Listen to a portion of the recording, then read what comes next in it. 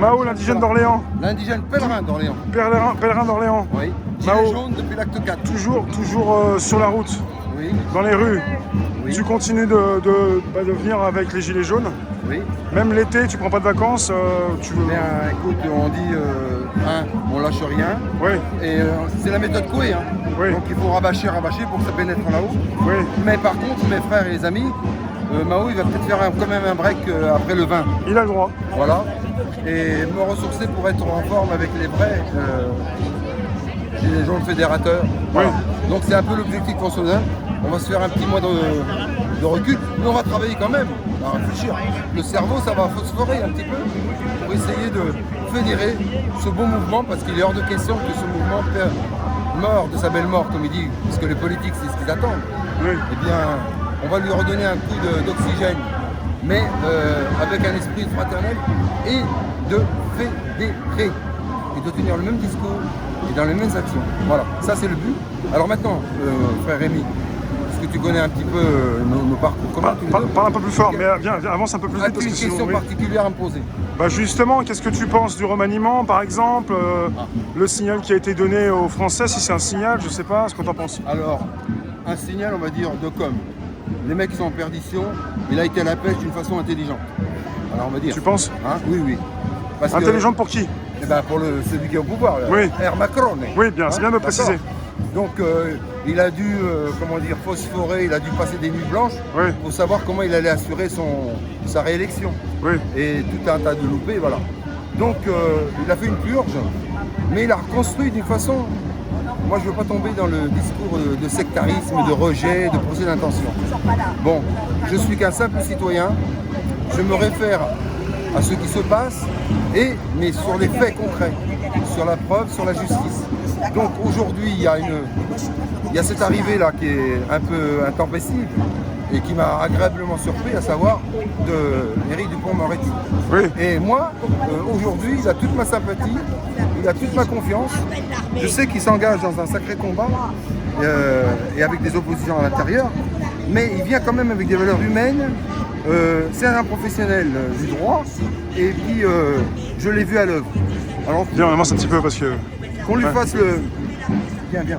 Parce que on sera plus tranquille là. Voilà. Qu'on lui fasse toutes les procès d'intention parce qu'il a défendu un tel. Passez-moi l'expression, il commence à nous gonfler les connards. Ouais. Les théoriciens de salon, les révolutionnaires de salon. Ouais. Eh bien, on est dans un combat. Il n'y a plus de... Tous les schémas ont été chamboulés, la gauche, la droite, les verts, ceci, là. Eh bien, dans cette période, qui est une catastrophe pour nous, les humains, sur la planète, eh bien, il y a une possibilité, il y a cet horizon là qui arrive, mais avec un type qui a des convictions et qui va, pour moi, j'y fais confiance, il va rentrer un petit peu dans le système pour le chambouler. Donc, sur le tas, s'il arrive à faire bouger 2 ou 3 pions, et puis s'il ne le tient pas, il se tirera. D'accord. Comme Nicolas Hulot. Ah, tu penses? Donc on arrête de lui faire le procès. Ouais. Tous ces connards-là qui aboient, je les emmerde. T'attends de voir ce qu'il va faire, quoi. Voilà, c'est tout. Et on va juger sur pièce, sur les faits. Et pour le ministère de l'Intérieur, le ministère de l'Intérieur, eh bien, je suis qu'un être humain qui a pris en cause la situation, la douleur de cette femme qui revendique d'avoir été violée. De l'autre côté, il y a un consentement ou pas, c'est là. Donc, les informations que j'ai eues, c'est les médias, le bouche à oreille. Donc, attention à toi derrière un truc. Et au final de ça, quoi dire? Je ne veux pas aboyer avec la meute. Moi, il y a cette situation, elle effectivement, elle n'est pas stable, transparente. Donc, il y a une enquête. Allons jusqu'au bout de l'enquête. Et à ce moment-là, la femme, si elle a besoin de son droit, sera reconnue, si elle a vraiment... Et s'il a fait vraiment son accès le viol, eh bien on le déglinguera, il partira.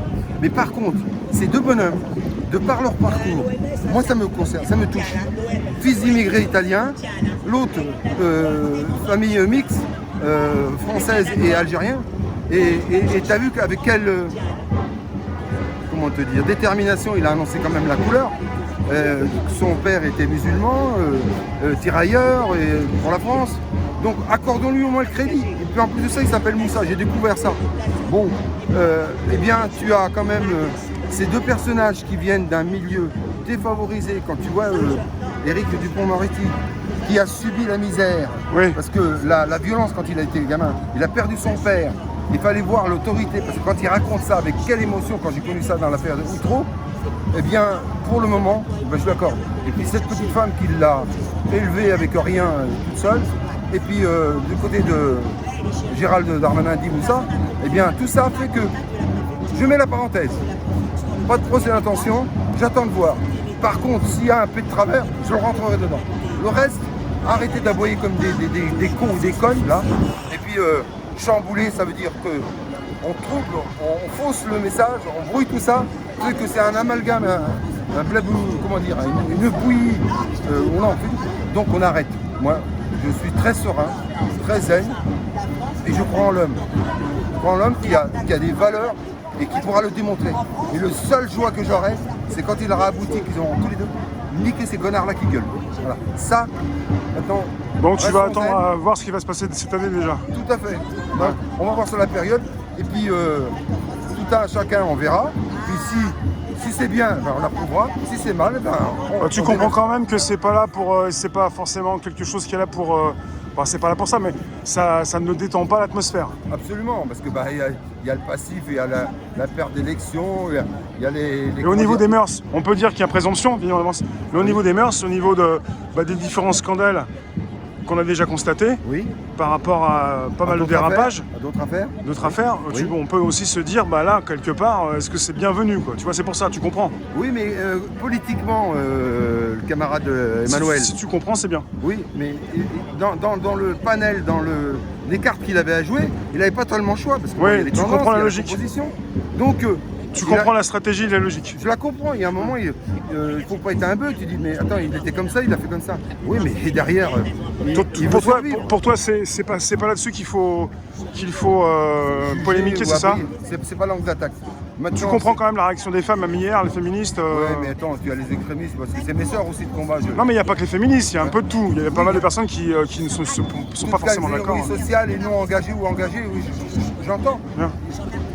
Qui se posent la question, qui soient outrés, que cela, mais qui gardent leur sang-froid et qui ne rentrent pas dans la meute, tu sais, aboyer avec les autres, tu vois. Tu penses que ça ne doit pas abîmer les revendications des Gilets jaunes, c'est ça? Ça peut abîmer... Et qu'on ne fasse pas d'amalgame et distraire le combat des gens sur comment ça s'appelle, Darmanin ou sur Dupond-Moretti. Parce que ça, en attendant, eux, ils continuent à faire leur business, mais on étouffe, on met la chape de béton sur les gilets jaunes. Ouais. Les gilets jaunes, c'est tout ce que je peux leur dire, mes frères. Arrêtez de vous diviser, arrêtez de faire vos crottes à droite et à gauche. Maintenant, vous avez démontré que l'essentiel de nos revendications, on est pratiquement d'accord. On ne sera jamais d'accord à 100%, mais si on a une base de 20, 30, 50%, travaillons sur cela et laissez les différences. Maintenant, c'est qu'il faut qu'on monte un front uni face au gouvernement, aux décideurs. Le seul moyen de pouvoir avancer et obtenir nos droits, eh bien, si on ne fait pas l'union et se fédérer, eh bien, on n'y arrivera pas. Et Macron et les autres, parce que si Macron s'en va et qu'il c'est encore la clique de ceux qui tirent les ficelles derrière, on n'aura pas fait avancer. Mais par contre, il y a cette opportunité de réformer, de changer le système. Que ce soit la justice sociale, les salaires, la santé, oui. La santé sur le politique et tout ça, l'avenir et sur la planète, il faut qu'il y ait une union. Est-ce que la question, j'ai une question. Est-ce que tu es politisé ou est-ce que tu as été politisé? S'il te plaît, tais-toi. Est-ce que tu es politisé actuellement ou est-ce que tu as déjà été politisé? C'est quasiment me faire insulte, mon frère.